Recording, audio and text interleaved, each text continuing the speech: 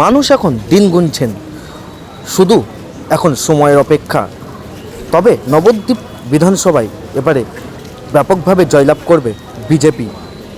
নদিয়ার কৃষ্ণনগর জেলাশাসক দপ্তরে নমিনেশন পত্র দিতে এসে নবদ্বীপ বিধানসভার বিজেপির প্রার্থী সুধীরশেখর গোস্বামী এমনটাই দাবি করলেন সংবাদ মাধ্যমের মুখোমুখি হয়ে। আর সেই ছবি উঠে এলো আমাদের ক্যামেরায়। जय श्री राम, जय श्री राम, जय श्री राम, जय श्री राम।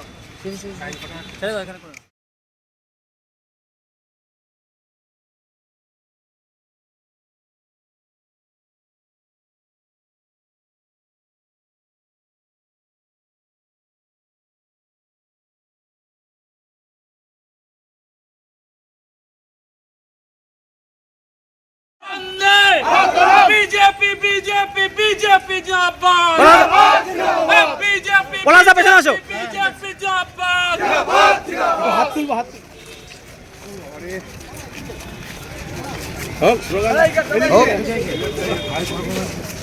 भारत माता की मातरम भाई मातरम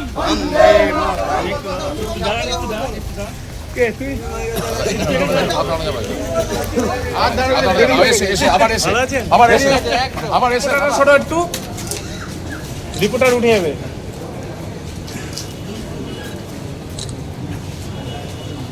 একটু ভিক্টরি ভিক্টরি ভিক্টরি সবাই এক মিলে ভিক্টরি অমিতদা ব্যাস চলো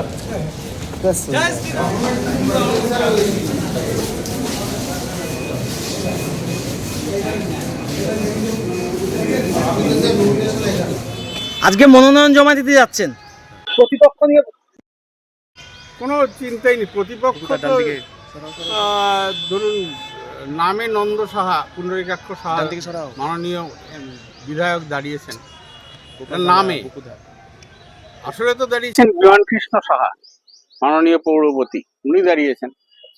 তো মাননীয় পৌরপতি সম্পর্কে আমাদের বিধানসভার মানুষ খুব ওয়াকিবহাল, অতিষ্ঠ, তারা পরিত্রাণ চাইছে। তো সেখান থেকে জয় নিয়ে ভাবছি না, মার্জিনটা কি হবে এটা নিয়ে বিতর্ক থাকতে পারে। এতদিন প্রচারে বেরিয়েছিলেন, মানুষের পালস কি বুঝছেন? দেখুন, প্রার্থীরা হাত জোর করেন, মানুষেরাও তার হাত জোর করে সৌজন্য দেখান, কিন্তু অন্তর থেকে যে হাসিটা বেরিয়ে আসে তার থেকে বোঝা যায় যে মানুষ কি চাইছেন। তো সেই জায়গা থেকে অভূতপূর্ব সাড়া পাচ্ছি, মানুষ অন্তর খুলে আশীর্বাদ করছেন আমাকে। তারা যেন দিন গুনছেন এক এক করে, কত দিনে এখানে বিজেপি জিতবে। প্রচারে বেরিয়ে মানুষকে কি বলছেন? হাতিয়ার কি? মানুষকে বলছি, এই যে অন্যায় অত্যাচার যেভাবে চলছে নবদ্বীপের বুকে, তোলাবাজি, তো এবং তার সঙ্গে সঙ্গে আধ্যাত্মিক, সামাজিক, অর্থনৈতিক সমস্ত দিক থেকে আমাদের ভারতবর্ষ নয়, পশ্চিমবঙ্গ তথা নবদ্বীপ পিছিয়ে পড়ছে।